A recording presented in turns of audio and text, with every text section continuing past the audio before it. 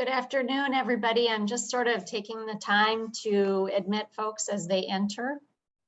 So hello to everyone joining.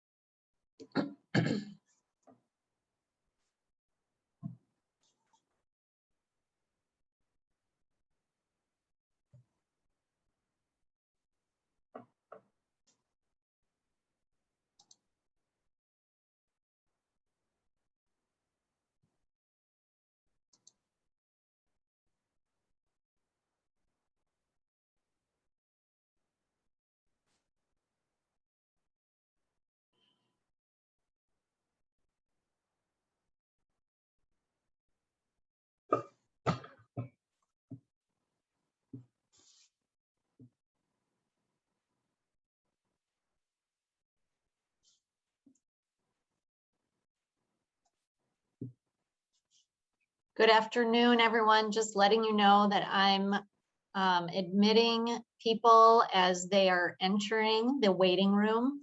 I have 11:59 for my time, and I will start right away at noon, just to be respectful of everybody's time. And I know you've been waiting all morning to hear about the PSAT, so.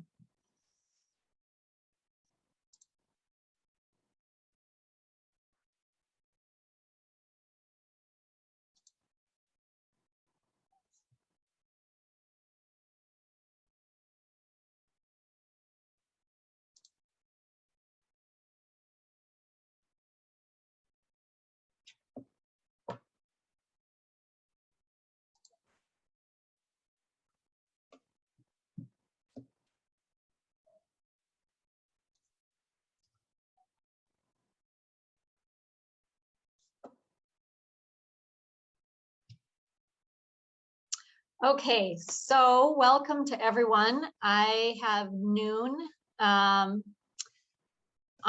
my clock here, so I'm going to go ahead and get started.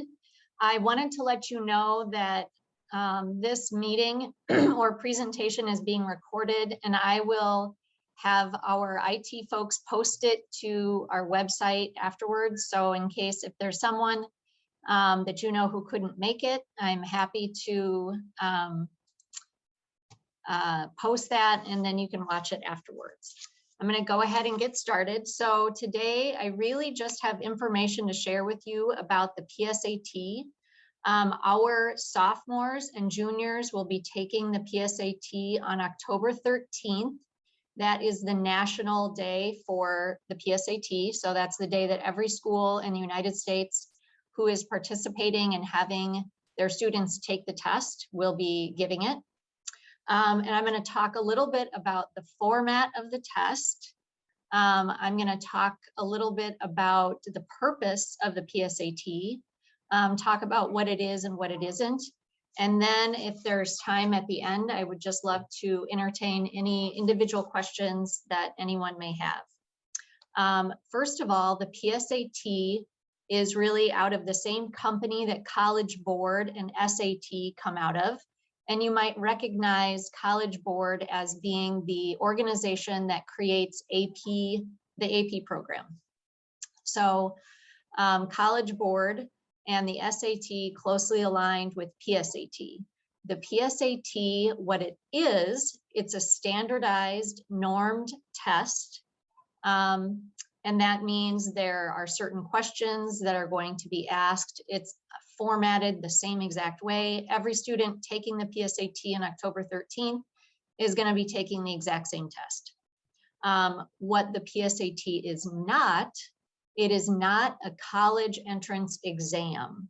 So participation in the PSAT is completely voluntary, and a student who does really well or really poorly on the PSAT doesn't really have any bearing on college entrance. College entrance exams would be exams such as the ACT or the SAT. The PSAT is really just another standardized test for students to take. The reason why the PSAT was created years ago and why it still continues to be given is that there is something connected to the PSAT, this is a lot of letters, called the NMSQT, sorry about that, and that really just stands for the National Merit Scholar Qualifying Test. So more letters. There is a national program called National Merit Scholars, and depending on how students perform on the PSAT, if their score is high enough in their state, those students are invited to participate in this National Merit Scholarship program. And what that entails is students who reach a certain threshold in that year will be asked to do further applications to be involved in this scholarship program competition. And really what that is there are corporations, organizations, and individual universities who have participated historically in the National Merit Scholarship Qualifying Program, and they provide money to students if they score really well on the test. That has been historically about the top 3% of students across the country who score in that top 3% range are the ones who then are further able to qualify to go on to participate in the program. Okay, so that's a very small percentage. DSHA has always given the PSAT to our sophomores and juniors because we see it really as a practice for a standardized test that is very low stakes.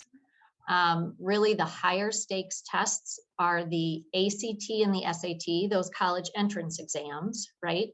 And for those of you who went on to grad school, those would be the GREs, the MCATs, the LSATs, you know, so the higher stakes exams. So we really make sure we communicate to our students that the PSAT is a low stakes test. It's really an opportunity to be in the environment of a standardized test that, you know, has these different sections and it's timed and you fill in bubbles and all of that.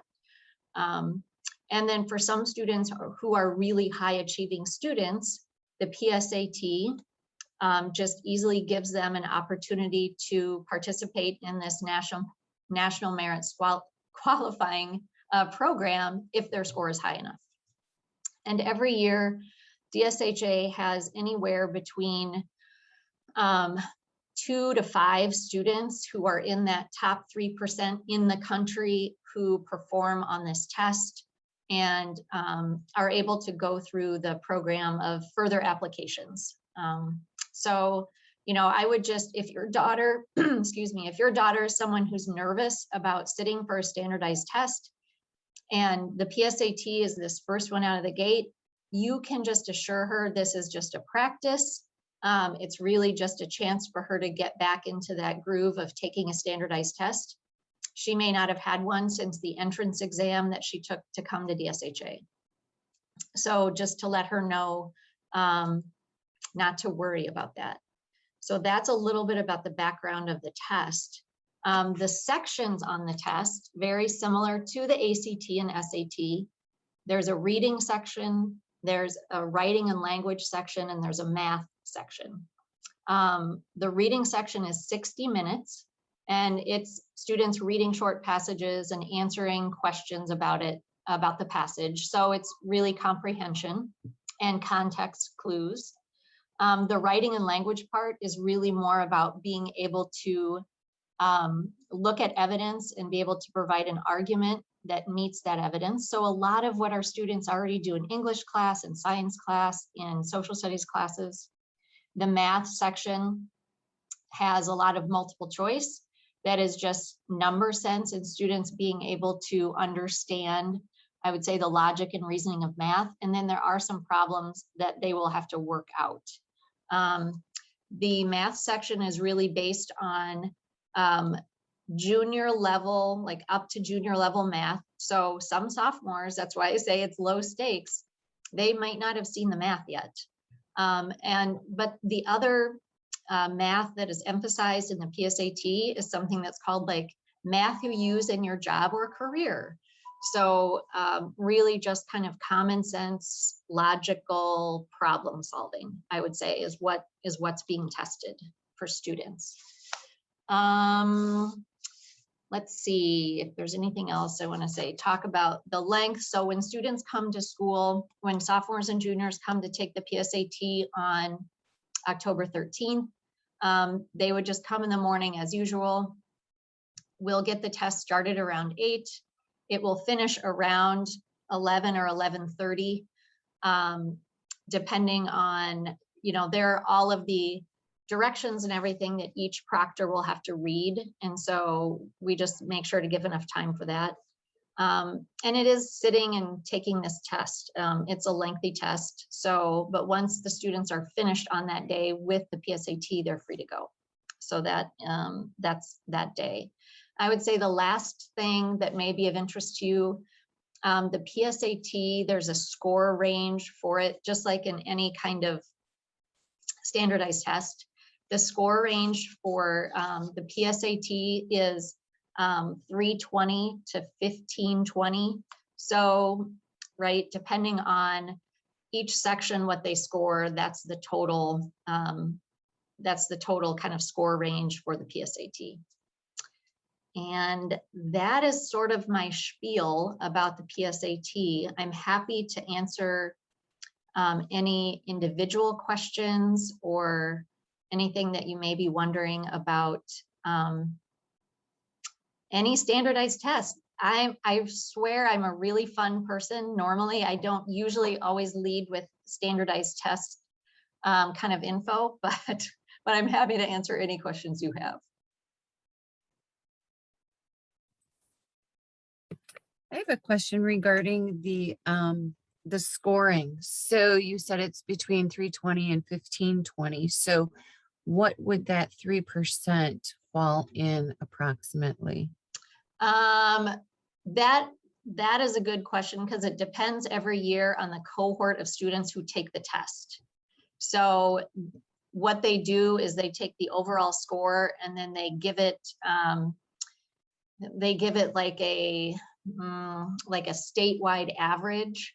And for that, like this past school year, the statewide average for the state of Wisconsin yielded us 2 students who were able to move on to the next level in the National Merit Scholarship qualifying. So it varies every year. That's why some years we have 1, some years we have 5. It really depends on the cohort of students that are with them. And then what can they expect? What's the next level? You mean for students who go on, they have to submit extra. It's sort of like applying to a scholarship program. They have to submit additional information. The school submits their transcripts. There are letters of recommendation. It's just kind of a scholarship process at that point.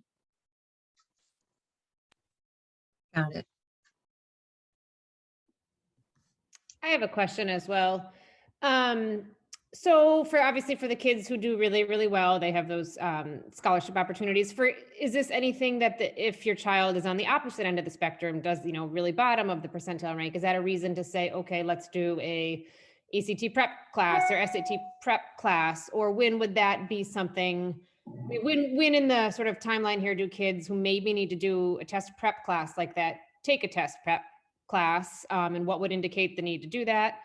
That's part 1. Part 2 is I'm hearing more and more that a lot of colleges are not looking so heavily at these standardized test scores, or just not requiring them. What is the kind of status of that? I mean, are they really truly, how critical are these scores in the test, in the college process? Yeah, so great questions. The first part is I can just tell you from my own experience as a mom and an educator. There have been times when based on my kiddo, I've had them opt out of taking the PSAT because I knew that they were not going to be in the range of the elite 3% score they were freaked out by standardized tests and there wasn't a need for it. So I didn't even have one of my kids take the PSAT. So that's my own personal, because I kind of know what it's used for. So I would say that if your daughter is, doesn't really perform that great on standardized tests, because some students are really good students, not great test takers, totally fine, that putting more time and effort into something like an ACT prep would yield more results for her long term. And it's never too soon to start kind of easing into that practice. And I have, there are things that really research shows that are much more effective long term, not just for ACT, but for any kind of timed test situation. And that's little bits of practice over time. Just sort of think about it like training for a marathon. It would be much more effective if we went out and ran, a couple miles every day and increased our distance versus going out and running 26 miles one day and then the marathon the next day. So, and we have in the library, we have a database of all different kinds of standardized tests. The AP tests, so any AP test is in there. ACT, SAT, PSAT, and we even have MCATs and LSATs and GREs.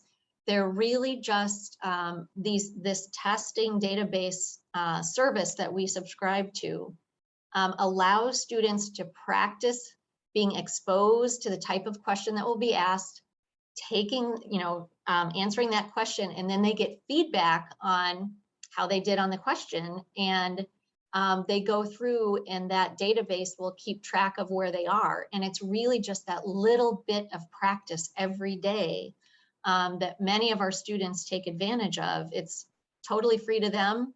All they have to do is go to the library and have our librarian connect them up.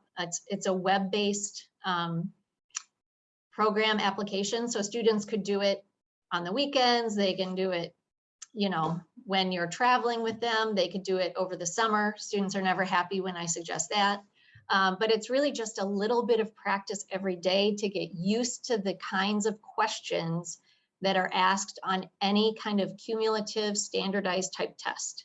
I would highly recommend it, especially if your daughters are in any of our AP classes. It's really just a completely free, easy way to have exposure to the types of questions that are going to be asked and just practice taking them and getting feedback on how they're doing.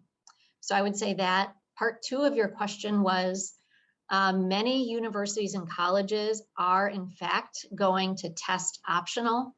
And the reason for that is decades of research have borne out that the ACT or SAT score is not the best predictor of success and matriculation in college. It is actually the day in and day out learner behaviors and habits that students develop. So many colleges are finally following the research and looking primarily at the classes that a student takes, the grades that she earns, and her involvement in school in one or two activities where she's grown in kind of a leadership capacity. And I shouldn't just say she. I do hear that there are males that go off to college, so I understand that piece of it. That's kind of my joke there. Yes, there are guys that go to college, but I would say that we have seen the rise, and we've been paying attention to that, of more and more universities that are going test optional. And some students, I just met with a senior Monday who she has a real strength as a student, has solid grades, is very actively involved, is not a great test taker. So she is really looking at colleges and universities that are test optional because she is going to present on paper as a much stronger candidate in at that university with certain programs she's interested in. So it's interesting. It's an interesting development. There is a question about, is the test calculator or no calculator? It's both. So students will be instructed to bring their calculator because there is part of the test that they'll get to use it and another part where they won't. The formal ACT and SAT question tests, the ACT, the statewide ACT date for Wisconsin is in March. And that is really the first time that we recommend any junior take the ACT, primarily because the ACT as a college entrance exam is what it's called curriculum aligned, meaning that all of the questions in the ACT are based on junior year curriculum in a typical kind of junior year high school program. So by March of a junior's junior year, she has the best chance of having the majority of her junior year curriculum under her belt, and her performance on the ACT at that, testing stage is going to be a much more accurate demonstration of her ability than, say, a test in October of her junior year or December of her junior year when she really doesn't have, as much curriculum under her belt. So, and once the students take it in March, they can take it again in the spring, they can take it again in the summer, they can take it again in the fall if they are going to a university or thinking about applying to university that is requiring an entrance exam. The SAT test, I don't know the exact dates, primarily because most of our students take the ACT, and we provide the ACT test here for juniors during the school year. So I would have to look that up. Can you please repeat the name of the free service? So all your daughters have to remember is just to go to the library and talk to our librarian and say, can you hook me up with that testing database service? And she will know exactly what you're talking about. There is information that will go out in the e-news about this, so parents can see that as well. And Mrs. Thiele is a great resource for any student wanting to get a little extra help or resources, even beyond standardized testing, resources for any kind of class. So I hope that answered those questions. Anything else on your minds this afternoon, or any other questions about anything?